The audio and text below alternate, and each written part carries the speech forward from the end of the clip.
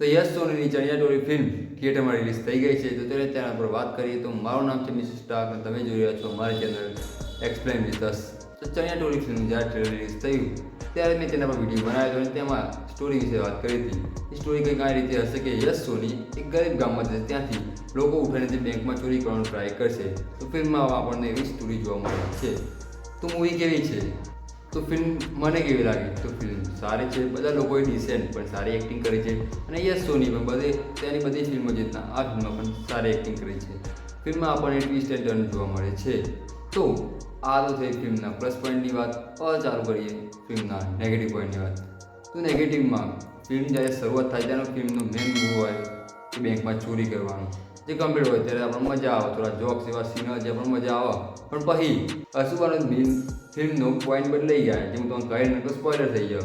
પણ અશુબાની સ્ટોરી બદલાય એટલી મજા નહીં આવતી. પણ અમુક પ્લોટ ટ્વિસ્ટથી જે હારાય લોકોએ એક્ટિંગ કરી, હારી એક્ટિંગ કરી, પણ એવો રોલ નહીં નિભાવ્યો કે આપણને જિંદગીભર યાદ રહે. છેલ્લા દિવસો જેટલા હતા, શું થયું હોય એ તો એવો રોલ નહીં કે તમને જિંદગીભર યાદ રહે. એક તો એવો રોલ નહીં. યશ સોની ખાલી ડિસેન્ટ એક્ટિંગ કરી, કોઈ એવી આઈ પર એક્ટિંગ નહીં, ખરાબ નહીં, એવું નહીં કહેતો ખરાબ, પણ એવરેજ એક્ટિંગ હ. તો સ્ટોરીની વાત થઈ ગઈ, એક્ટિંગની વાત થઈ ગઈ.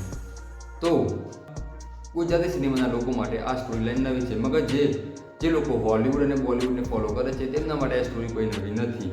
તો આ ફિલ્મની જે પ્રમોશન જોરશોરથી કરવામાં આવી છે, આટલી બધી ગુજરાતી ફિલ્મો આવી, એમાં કોઈ બી ફિલ્મનું પ્રમોશન આ ફિલ્મ જેટલું નથી કરવામાં આવ્યું. આ ફિલ્મનું પ્રમોશન બહુ જોરશોરથી કરવામાં આવ્યું છે, કારણ કે નવરાત્રી વચ્ચે આવે છે. યશ સોનીએ દરેક અલગ અલગ જગ્યાએ જેના ફિલ્મનું પ્રમોશન કર્યું હતું, જેના કારણે આ ફિલ્મ કમાણી તો કરશે. આ એક વન ટાઈમ વોચ ફિલ્મ. જો તમારે યશ સોનીના ફેન હો તો આ ફિલ્મ જરૂર જોજો. તો આજના વિડીયો માટે આટલું જ હતું. તો અગર વિડીયો પસંદ આવ્યો તો લાઈક શેર અને સબસ્ક્રાઈબ કરી દેજો. તો મળીએ નવા વિડીયોમાં અને જોતા રહો એક્સપ્લેન વિથ અસ.